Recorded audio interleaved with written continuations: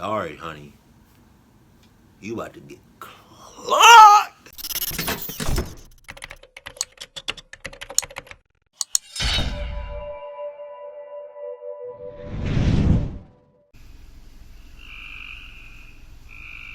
What the fuck is that?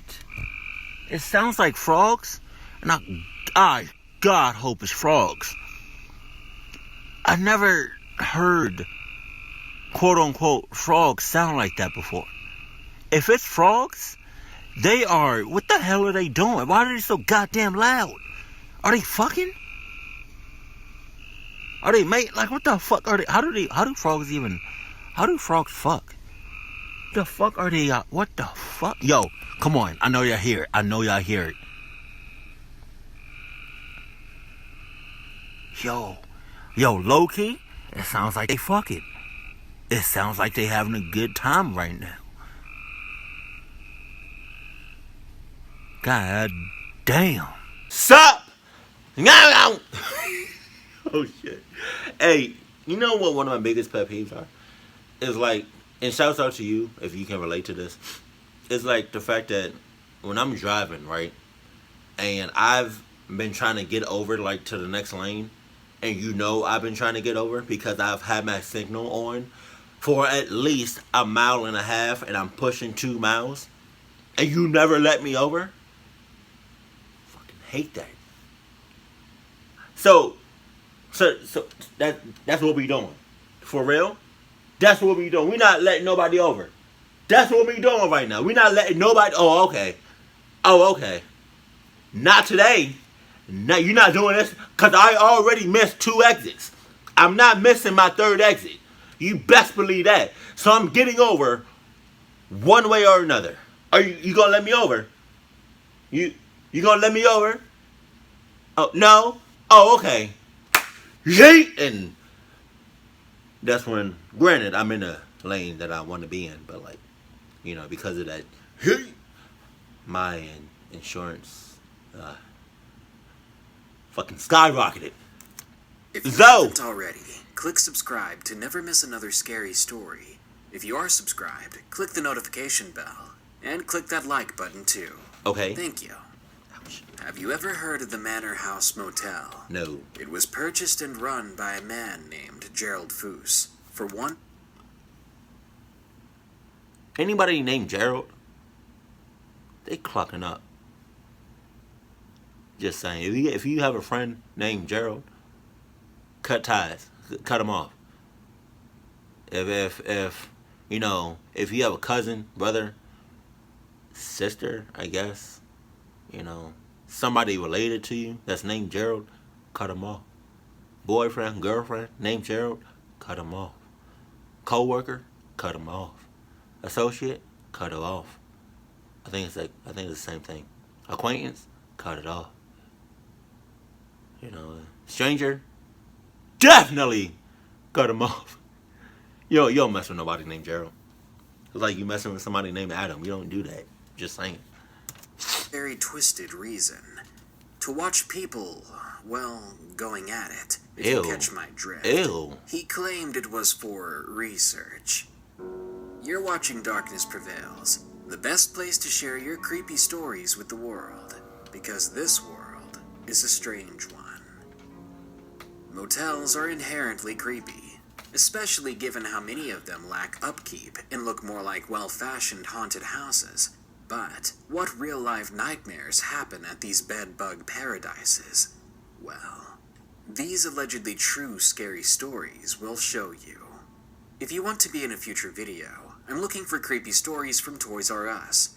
If you've got one, send it to me at darknessprevails.org/submit. Now then, you'd better check in, because I just can't wait to watch you have a great evening. Oh, that was kind of weird. I just got that. Motel Creeper, submitted by Langolier. I just want to say, before we even get into this, like the stories and cluck all motels. Cluck all motels. Just saying. Hotels, it's barely where it's at. But motels, oh, you might as well just. I don't even need to say it. In the late 90s, my father and I roamed around the Midwest from motel to motel. Okay. My mother had completely disappeared from our lives after having lied about paying rent, then ditching us overnight. Yeah. After that, we ended up a little homeless for a couple of years. Oh. It sounds bad, but in reality, some of the best moments of my life were spent with my father, while we roamed around like father-daughter nomads. Well, except for this one very life-scarring occasion. I can't remember if it was a Motel 6 or a Super 8.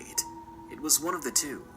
We stayed at one after a long day of driving through what seemed like nothingness, just field after field.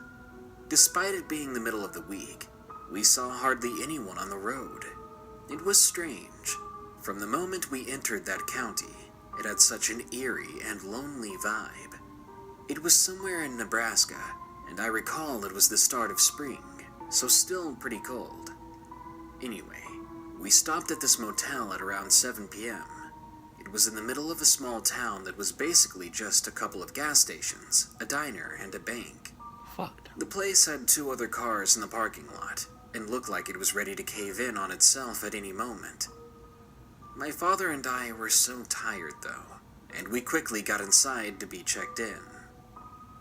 That was when we met the clerk. The sight of him made me feel uncomfortable. I really hope you're not too tired to, to not be able to like, notice the signs. Because if the signs are there, the signs are there. There's no way of getting around it. There's no way of avoiding it. Whether you're wide awake or you're tired as hell, you gonna see some signs. The choice is yours. The choice is whether or not you know the signs, acknowledge the signs, and haul ass, or you know the signs, acknowledge the signs, and you still there, getting clocked up.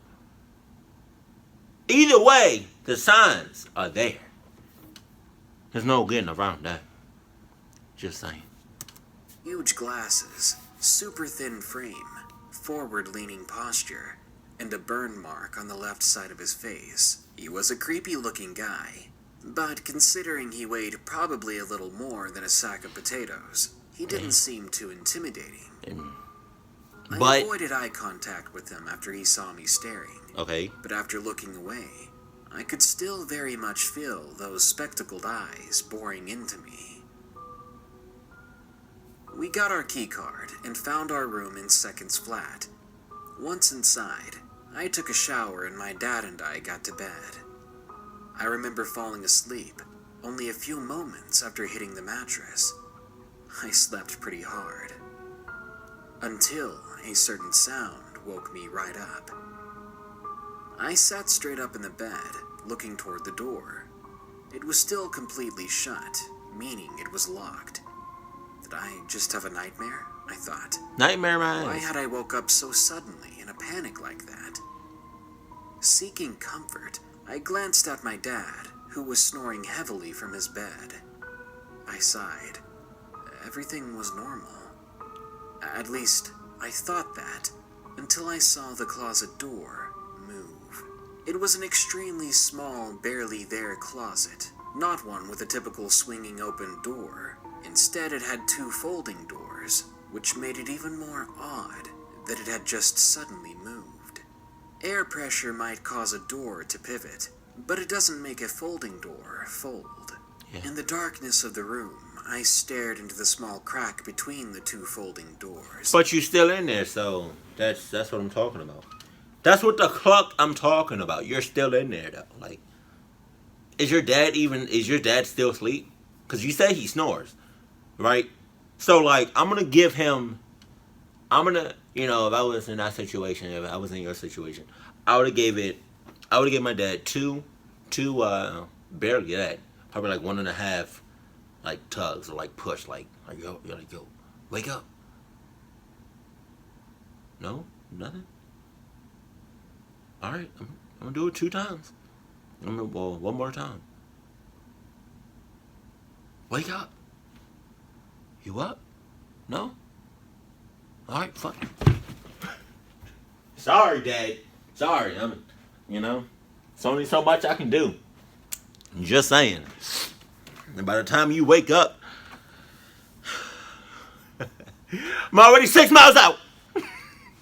I'm sorry. I'm hella hype and it's hella late too. That doesn't. Sorry. But all I saw was blackness staring back. Fuck. After several moments, I convinced myself that I was just seeing things. Yeah, alright. I had just woke up after all, and I was still exhausted. But then I heard the breathing. Loud, slow, and sloppy breathing, as if someone was having trouble keeping their breath quiet. This horrified me so much, as it was coming from that closet. I turned to my dad, took in a deep breath, and was ready to scream, when a cold, bony, clammy hand covered my mouth from behind. Hush now. Oh, a shit. voice said behind me. What am I to do if you woke up your dad? Tears flowed out of my eyes and fell over his hand. What was he going to do? And what did he mean? Was he threatening both of us if I tried to scream? I felt him kiss me on the top of my head. Ew. Then he leaned down to whisper in my ear. No one has to know. It'll be our little secret. Bullshit. What do you say? Bull. I could barely breathe, let alone respond to his question in any way, shape, or form. I continued to silently and unblinkingly cry. Suddenly, I felt a tug at the top of my head. At the same time, I heard the sound of a snip, like metal shears from a barber shop. Being with my father for so long, that's where we got our haircuts, despite being a girl. A few seconds afterwards, he used his other hand and wrapped it around the back of my neck.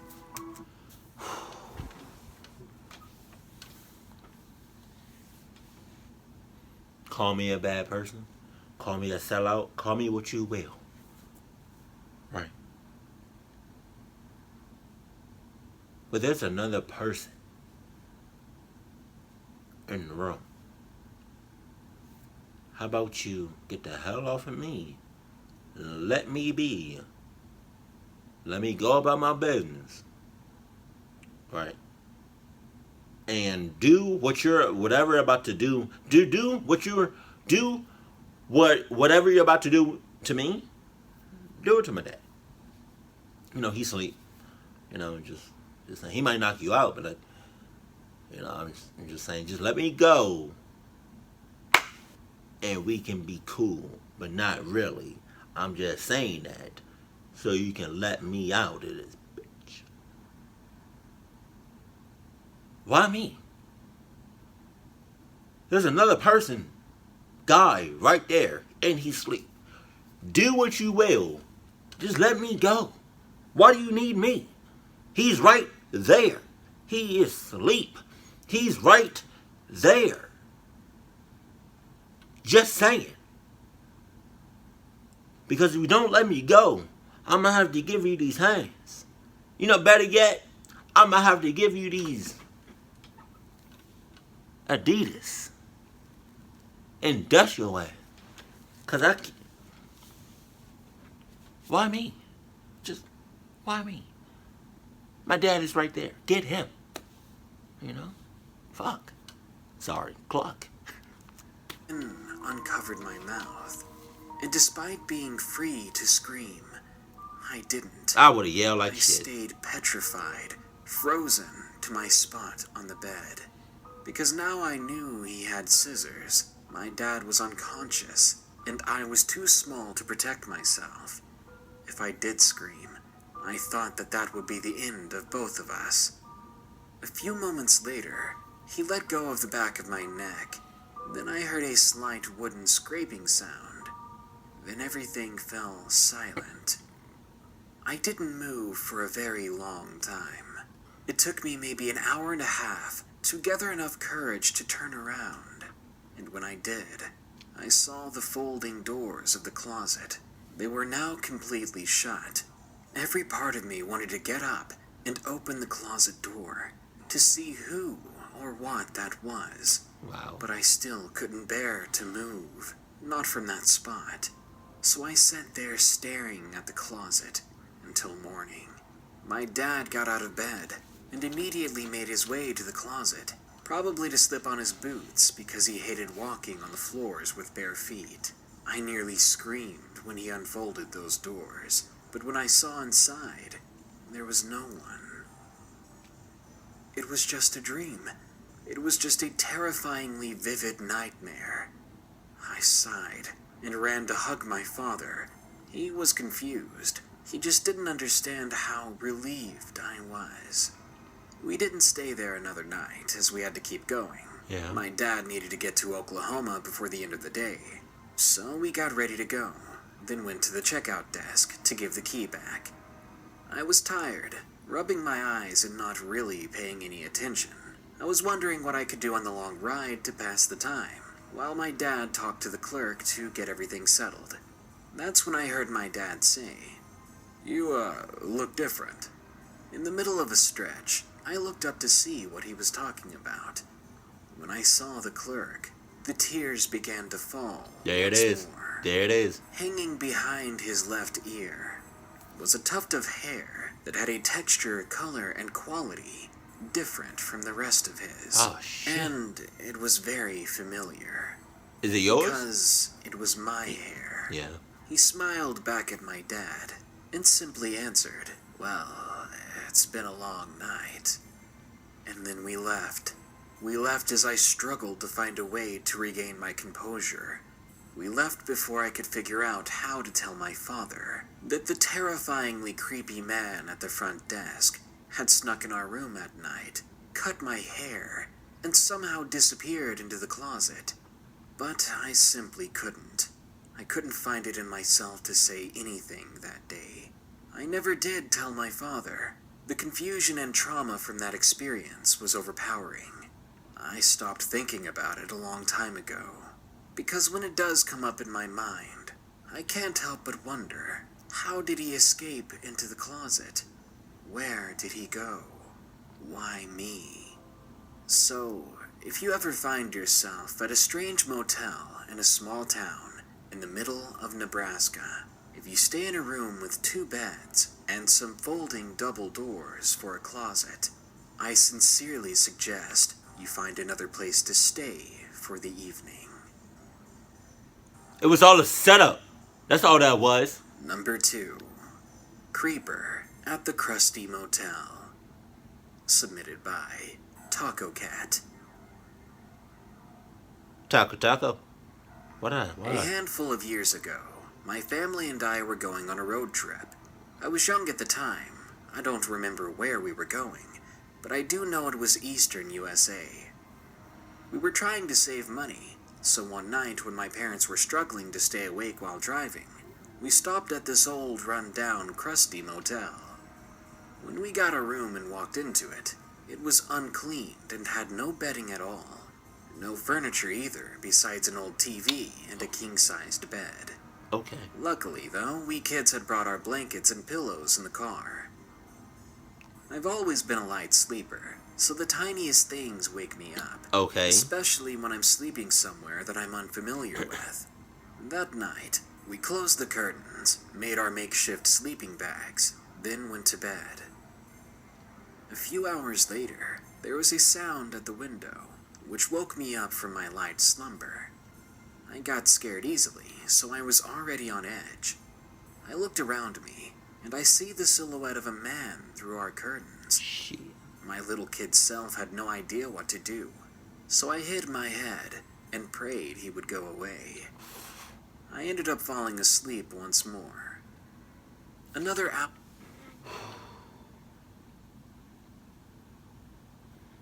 I don't care if you're just born. I don't care if you're 100 years old.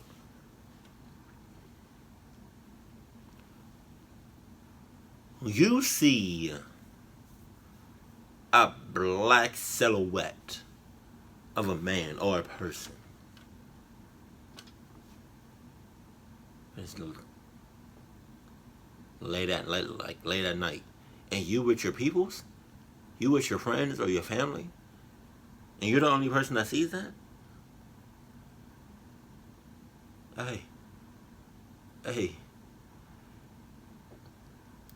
it's time to say, cluck everybody in this house or in this room, and you run. Like, it's time for you to get up out of there. Sorry to say, but hey, just saying, just saying, you know. Sorry, I'm sorry if that makes me a bad person. Just saying.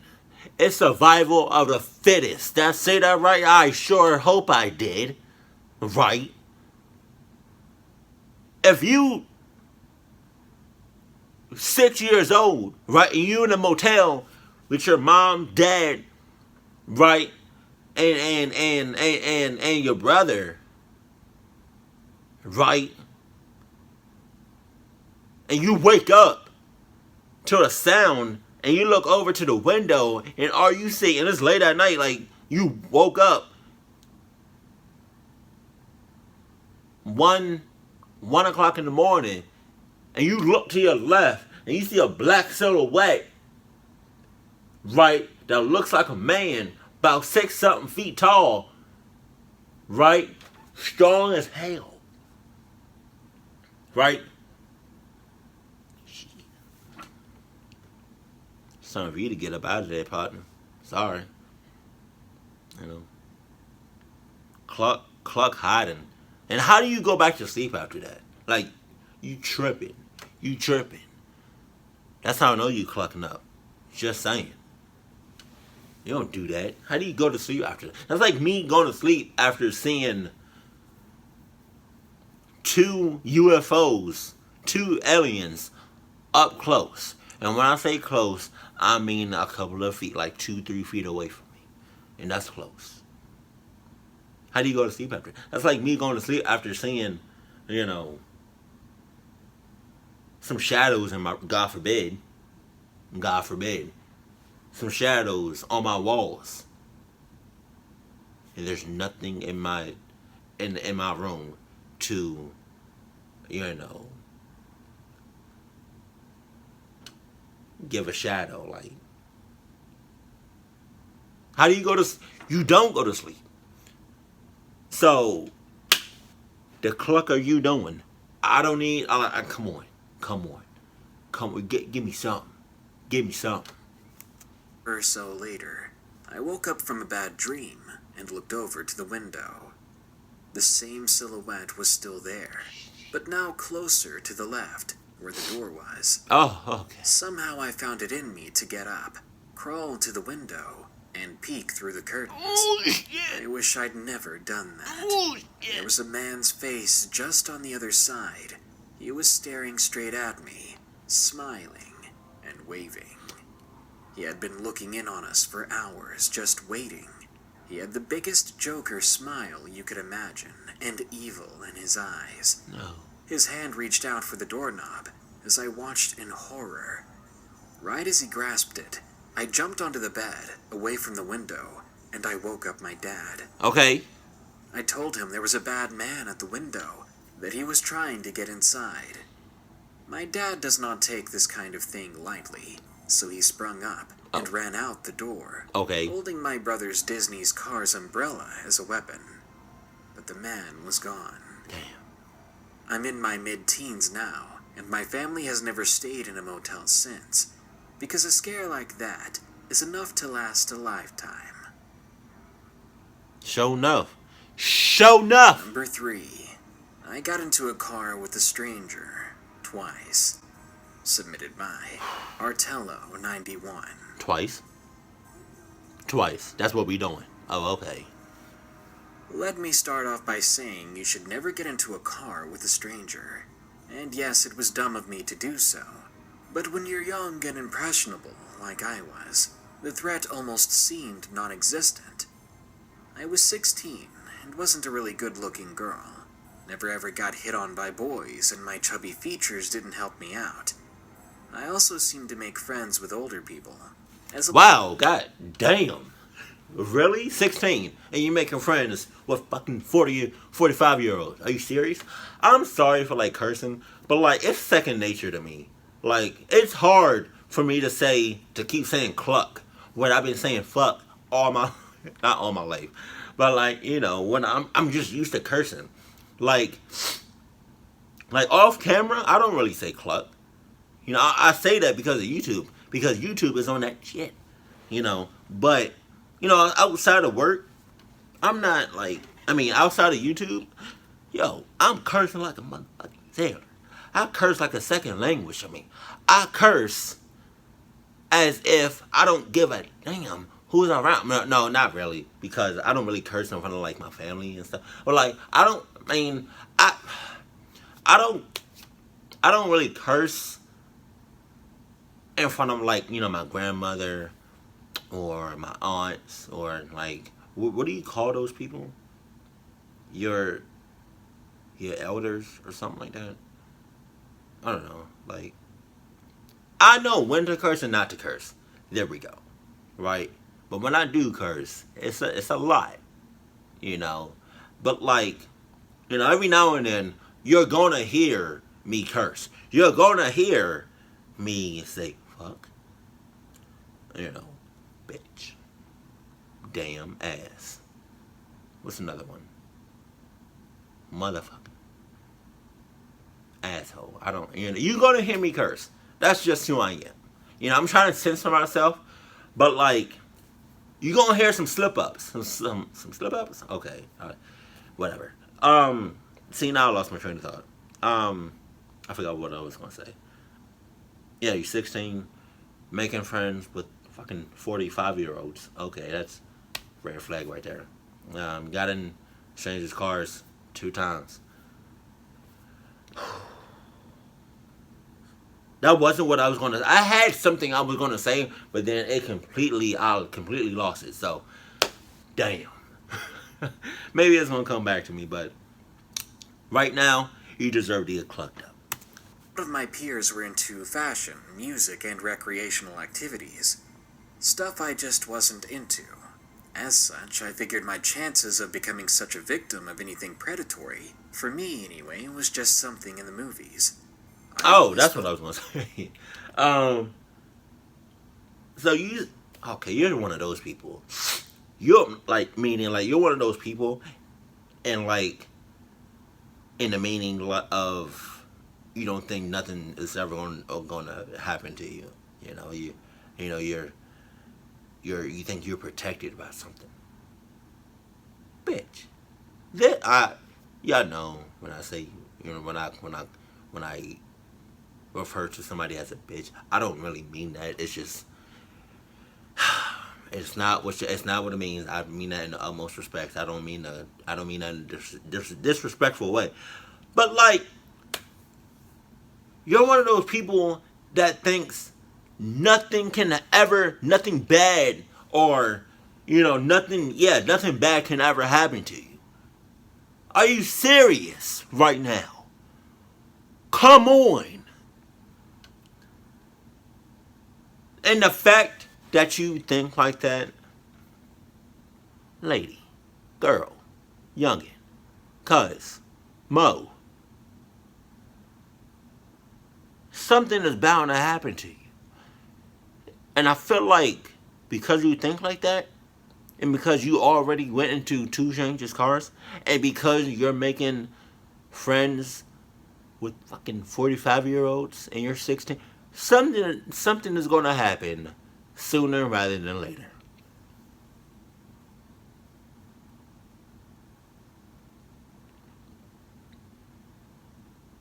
Things always happen. Always. Good or bad. But in your case, something is about to go down. Sorry, honey. You about to get clocked. Oh my god, I was so... what is wrong with me tonight? Safe. I was alone downtown like I've been many times before, when this man in his 60s asked me about the Beatles t-shirt I was wearing. 60s. Wow. Do you like the band? Or do you think that shirt just looked cool? I laughed and explained that they were my favorite band. He and I talked for a moment about the band, and then he starts to explain to me that he is just visiting for a couple of days. Then he asked if I knew where to get a good cup of coffee.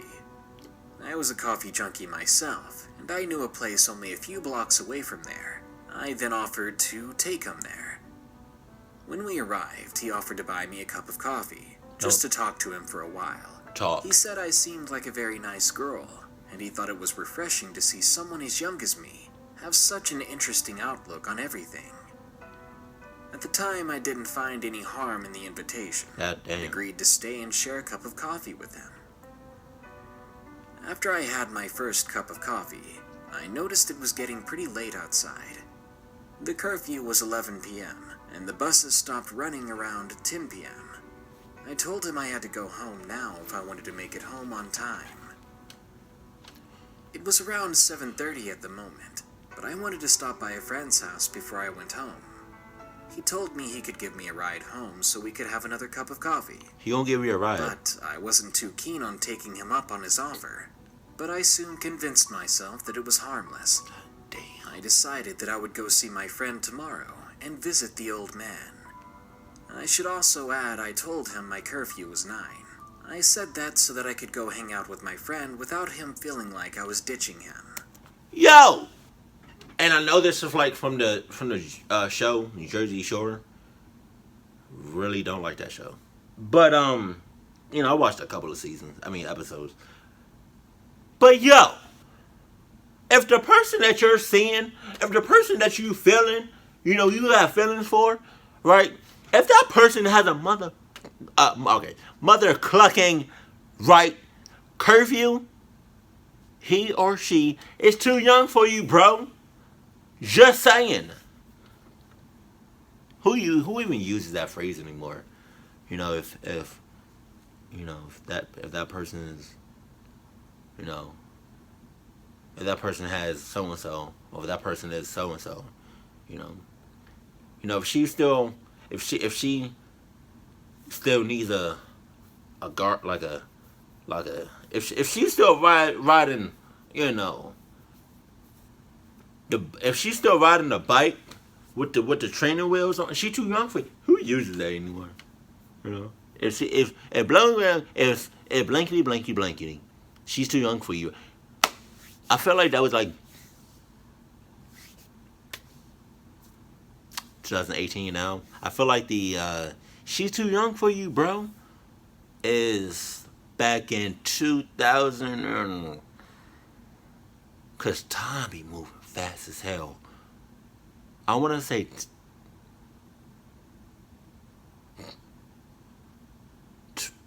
12, 13? I don't know. But yeah.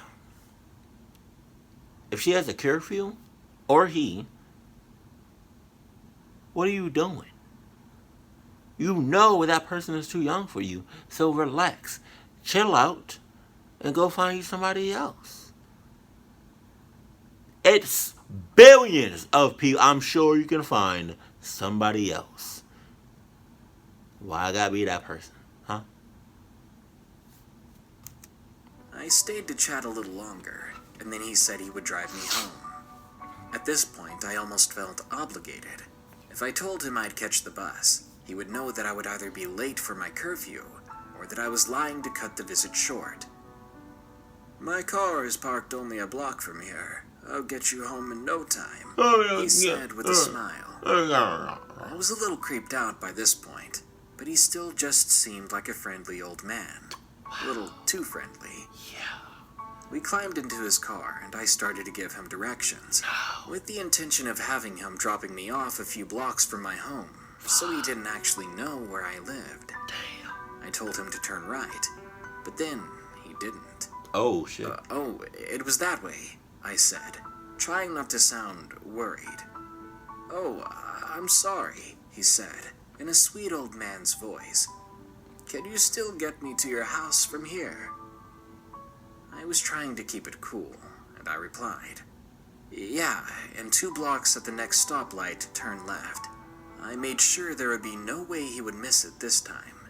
Before we got to the stoplight, he got onto the on-ramp to get onto the freeway.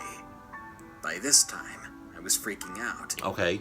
"This is not the way to my house. Where are you going?" I demanded, too mad to be scared. His voice then went from sweet old man to a very strong and stern one. "Relax, baby. I thought we could stop by the motel first. Baby? I have something I want to give you." Who was you calling baby? I tried to be cool while planning my next move. "Where is your motel?" He smiled. "Only a few miles from here. I'll get you home before curfew, don't you worry." He kept driving and driving, saying it was just a little further. I realized we were almost in the next big town, which was 45 minutes away from where we were on the freeway. I was shaking, trying to stay cool as if I had no idea that this was a bad situation. He stopped at this little shabby motel and directed me to his room. He had the door open and was pushing me in before I could even start running. We got inside and he closed the door. "Oh, don't worry, I just want some company. I'll get you dinner and we'll go to a movie or something. Here, baby, have a drink." Stop saying baby. He said it demandingly again. I declined the drink when he got nose to nose with me and told me that I need to relax and have a drink. I took the drink and pretended to drink it. Then he just sat on the bed and stared at me as if he was waiting. Before I knew it, it was 9:30. "I need to go home now," I said, looking him straight in the eye. He looked a bit irritated, but seemed as if he was trying to keep his cool. "All right, I'll call you a cab if you do one thing for me." I glared at him, knowing what he was implying. "I have a boyfriend. I told you that. Not to mention this guy was older than my grandpa." Damn. "Ah, come on. He doesn't have to know." "You need to call that cab right now," I said. He rolled his eyes and took the motel phone. He opened the yellow book and started to dial a number. He waited for a moment and said, "Hello, I need a cab to... How much would it cost to take it to... All right, thank you, bye." Then he hung up. "It'll be here in 20, he said. My face felt cold, and then I heard the other side of the line on the phone saying, before it was back on the hook, "I'm sorry, your call could not be completed as dialed. Wow. Please check the number and try your call again. This is a recording." He was lying. At this point, I was in a mixture between fight and flight, and I called him out on it. Better flight. "You must think you're pretty smart, don't you?" I could hear the call, and I'm leaving. I started to walk to the door, but he stood in front of me. I looked straight into his eyes, and I said, "Move." He smiled sheepishly and said, "Okay, I have to pay to make a call on these phones. I'll give you a ride to the next store, and you can call a cab from there, okay?" Cluck no. He digs into his pockets and hands me $60. This should cover the cost of the cab. Just take it and I'll give you a ride." He pushed the money into my hand, then led me by the arm into his car, pretty roughly. He seemed upset, disappointed. As he started the car, I made very close observations of his movements, ready to clock him in the face if he moved wrong.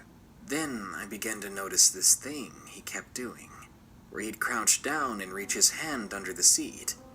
At first, I thought he was scratching his ankle, but then realized that that wasn't what he was doing. He was looking for something under the seat. Oh, okay. Hey, question. Now, I don't know, it's pretty late for me, so, like, some of what he says kind of go over my head sometimes. But, like, I don't know if she's, like, I don't know where I got 16 from. I think I heard that. I know I heard teen. So, I'm just say it. I don't know if she really is 16 in this story, but like, if she is, let's just say she is, right? And he's old. And I understand that he's a guy and she's a girl. Young girl, older guy. Who's stronger? Physically. Because I feel like she can get out of his grip. But, like, I don't know about this one, though. Like, who's stronger? The girl or the guy? She's young. But he's old as hell. So, I don't... Are they both equally strong? I'm not understanding. So, I don't know. I don't understand how physics works. Did I even say that right? I don't even think that's right. So, I don't know. Just let me know what you think. Who's stronger? The girl or the guy? Because I feel like she can get out of that. I feel like she can just get out of the whole situation. But I feel like she's playing. So, I don't know about this. I leaned forward and lowered myself to try to check under the seat to see if there was anything I could use as a weapon, just in case he found what he was looking for. I didn't have to rummage very far before I found a crowbar. I grabbed it, and it clinked on the seat as I pulled it out. He heard it. He stopped moving and sat stiff, as if I found what he was looking for. I held it in my lap, out in the open for him to see. By then, I was ready to go psycho and scare the living crap out of him. He did a U-turn and began heading back to the lights of the town. I realized I'd gotten control of the situation, and that he had been planning something terrible the entire time. I glanced back for a second to catch a glimpse of plastic, lots of plastic, glinting in the back seat when we drove under a street lamp. I remember swallowing hard and thinking, I need to make him scared of me for sure. I looked at him, trying to give him the scariest smile I could muster, and said, bet you'd be dead from one swing of this thing. Then I demanded from him, just drop me off right here. He braked so hard I almost dropped my crowbar. We were in front of a well-lit gas station. I got out quickly, still holding the crowbar, and I waved goodbye with it in my hand, still trying to maintain my creepy look. Then he sped away. I watched until he was gone and out of sight. Once he was, I started to cry. I broke down right then and there, feeling numb and sick and depressed. I didn't even realize I still had the crowbar in my hand at the time. I startled the shopkeeper when I walked in, but I quickly dropped it, and I told her everything. As soon as I sat down, I realized that I still had the money the old man gave me. I thought about it, and pretty sure he wasn't planning on letting me keep it. The shopkeeper called the cops, and I got a ride home from them. I remember staying in my room the entire weekend, not even sleeping a wink, and crying more than I ever had before in my life. Nevertheless, I survived that situation, no matter how horrible a plan the old man had for me. I'm proud of myself and simultaneously disgusted. Number 4. Gone in the Woods, submitted by JGD. It was on July 3rd, 2016. Okay. It was the Sunday before Independence Day. I was with 2 friends, David and Raymond. This story took place in the forest of Grayling, Michigan, then at a nearby hotel. Dave is the oldest of us at 18. Ray and I are 16. I stand 6'5" and weigh nearly 300 pounds. Damn. And I look a lot older than I am. We're all friends from school, and we can usually lie or bullcrap our way out of problems, but not this time. We enjoy playing airsoft, and we brought our equipment up there to mess around with. We had lied to our parents and said we were crashing at a friend's place, when we had actually ran up north to Grayling. We arrived after 4 hours on the road in Dave's beat-up old 73 Chevy 4x4, one of his dad's hand-me-downs. We set up our tents in the backwoods by a pond, a place me and my dad call the crap hole, due to its pungent aroma and general appearance. We ended up just screwing around nearby until the sun went down. Then we started a campfire, threw a few big logs in it and ate some MREs we had brought. We started the truck and started blasting the radio, specifically Dwight Yoakam, until midnight. And that's when we started an airsoft game. We got dressed up in our gear and headed in 3 different directions. Damn. After a few minutes of hiking away from one another, we got on our walkie-talkies and agreed it was go time. Just to set the scene, I'm wearing a GPS gas mask and wearing black cargo pants and a black t-shirt, a bandolier made of duct tape running around the forest, talking to myself in barely coherent Russian. Probably just nonsense I'd learned from a combination of Rosetta Stone and Call of Duty games. After maybe 15 minutes, I ran up on our campsite and found Dave and Ray standing there. "What's wrong? I thought we were playing," I asked. Then Ray answers, "Dude, somebody went through our stuff. Check your bag. See if anything's missing."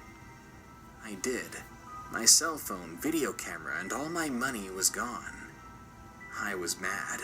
I had at least $2,000 worth of stuff, stolen by some backwoods redneck. They'd even smashed in one of the windows on Dave's truck, sending him into a flurry of curses. We figured that whoever stole and smashed our stuff was gone now, but we decided to go ahead and get out of there. We were packing up our last tent when we heard some rustling in the brush about 20 feet away from us. A few twigs snapping. That's too close. We ripped the tent stakes right out of the ground and threw them in the truck bed, then dumped out a bucket of water onto the fire, just as we heard someone scream, "You're not getting away," followed by some very choice words. We hauled tail out of there. Dave and Ray had hopped into the cab, while I was in the bed. As we sped off, he just kept shouting a bunch of insensitive slurs. We drove into town and stayed at a motel. None of us slept that night. It was hard to sleep, because we heard someone outside at the truck. What the hell? We couldn't make out what they were saying from our motel room, but they sounded angry. I think it was the man. He had followed us to the motel. Eventually, it was morning, and the angry man sounded like he was gone. We checked outside and saw nothing unusual. We left the motel room and went to the truck, and it had been keyed. A bunch of terrible slurs and curses had been keyed into the truck. The man had also taken the liberty of smashing in the window and returning my camera and Ray's phone. "Watch this" had been sharpied on the side. Now, my expensive camera had a low-light visibility mode, just black and white night vision.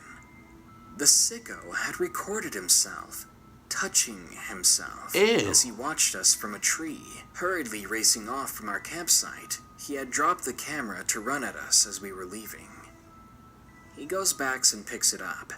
It cuts to black for a moment, then it comes back on. He's standing just outside of our motel, having spotted our truck and muttering more obscenities. He scratched up the truck with a screwdriver, while laughing his backwoods butt off. Then he walked up to a motel room door, our door, and opened it, because apparently the door hadn't locked right. But luckily for us, he just laughed, then ran off. Of course, after leaving the stuff in our truck, and leaving us a very rude and unwelcome goodbye. After seeing all that, and because we had lied about where we were, and I felt more in trouble and guilty than angry, I ended up burning that camera to hide all evidence that we were there. I know better now, but I didn't back then. When we arrived back home, we admitted nothing. We said that we had been staying at each other's houses. As for the window and the missing electronics, we said the truck had been broken into and things were stolen. We were living in Midtown Detroit, so the lie was easily believed. Be careful when you travel into the middle of the woods. Don't lie to your parents about where you're going, even if you did lie, and you end up in this kind of situation. Don't be afraid to come clean to your parents, because now that psycho is still out there. Who knows what he'll do if more kids enter his woods. Or how about this? And number 5, the worst room service. How about submitted by James Y. How about this? Don't go no fucking woods. This story happened to my girlfriend, and it comes from her point of view. Okay.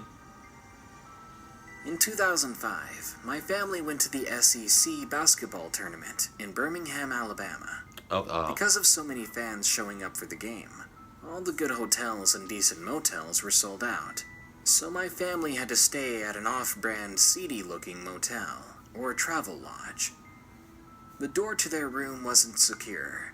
The phone was two-toned black and white. The TV only had one channel, and you could barely tell Three's Company was on. At one point, I had used the restroom, so I went to the bathroom and noticed the toilet top wasn't even on it. Ew. And by toilet top, I don't mean the seat.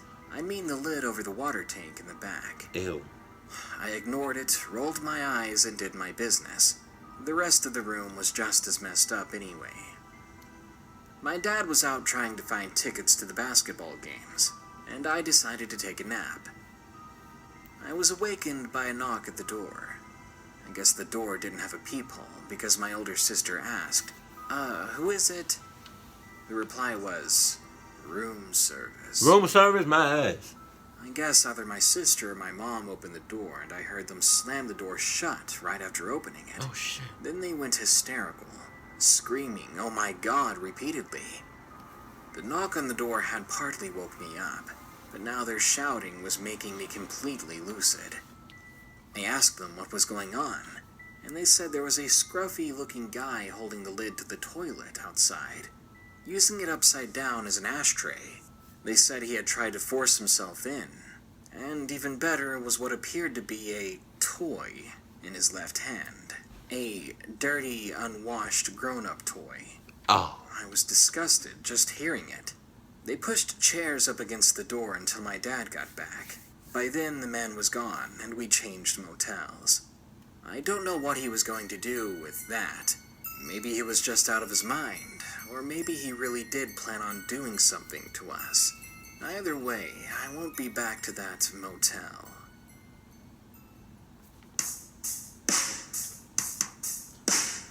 If you've got nowhere to stay, you go to a hotel.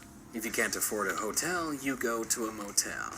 But if you're desperate and you value your life, you live the rest of your life in a cardboard box, as it's much safer and more romantic than a grimy old motel. Ah, those were the good old days. Anyway, whenever you crash at a place that is not your home, you run the risk of bumping into strangers, some of them just awkward, but there are a few that want to make your life a living nightmare. Good night. Be sure to like, share, comment, and subscribe if you enjoyed the video. If you want your story in a future video, I'm looking for scary stories from Toys R Us.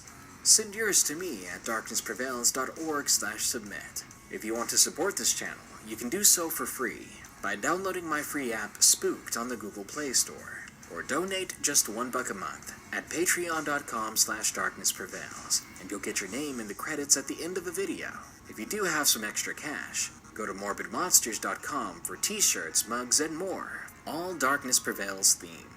As always, here are my 5 favorite early comments from the previous video, about 10 true ghost stories from Asia. Michael Myler says, "When I die, I'm haunting Daddy Darkness. Well, I gladly welcome you to the spooky posse." Skaterboy Sweet 666 says, "Make a scary story video on gentlemen's clubs. Like, come on, it would be good. No worries, I will when I get back from my, field research." Sweetheart Sonia says, "Don't you just hate it when you're traveling in Asia, but some lady with a surgical mask keeps trying to slit your face open? What the Or is heck? it just me?" Sonia, the bigger the mouth, the better. Night Darkhound says, "The most common crime in Asia is identity fraud. Well, I've been wanting to disappear for a while. If I sound different next week, don't worry about it." And Zane Samard Moore says, "The scary thing about this is that I just came back from Japan, and I was terrified when some old Japanese man said to me, 'No, those aren't just urban legends. Some are more fact than fiction.' Japan is one of the coolest cultures, yet has some of the creepiest urban legends." You've got that right. Sometimes I want to learn the language, just to get in on the horror and anime scene. Thank you all so much for sticking around to the end. Here are the credits for my patrons who have donated and helped this channel with a little extra. To all of you still listening, stay safe out there and stay creepy. Hey, just in case y'all didn't hear me in the beginning, collect all motels.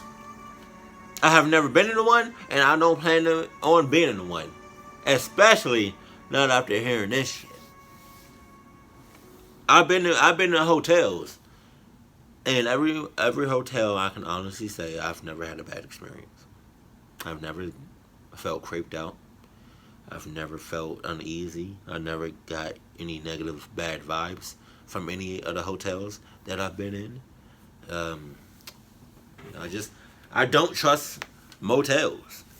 And that's well before I even reacted to this video. I've just never trusted motels, you know. I just don't, you know. Like, if I had to choose to stay in a motel for like 2 or 3 days, or stay in my car, well, then I'm staying in my car. Like, you know, like, hey, motels is not where it's at. It's not. If you ever stayed in a motel,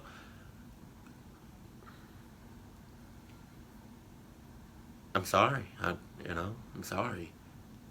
Just saying. So, and if you know, if you ever thought about staying in a motel because it's cheaper, don't do it. Don't do it. Don't do it to yourself, because more often than not, something will happen. Either to you or around you, you know.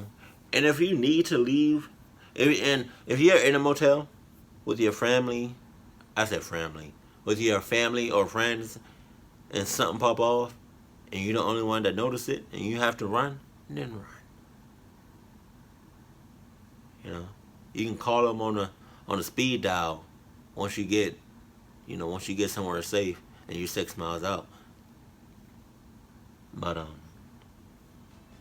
you know, if you ever had any bad experiences with motels, let me know that in the comment section below, because, like I said, I'm never going to be in a motel. Just me. Well, at least like acting. I mean, at least like in real life, I can do it in an acting thing, in like in a movie or a show. But like, nah, not in real life though. Like, nah, you can go ahead and keep that. And I barely like hotels, you know, let alone motels. Who even came up? I bet you it was a creep that made up motels. I'm leaving it right there. Keep it cool, keep it classy, and I love you. Stay happy, my family.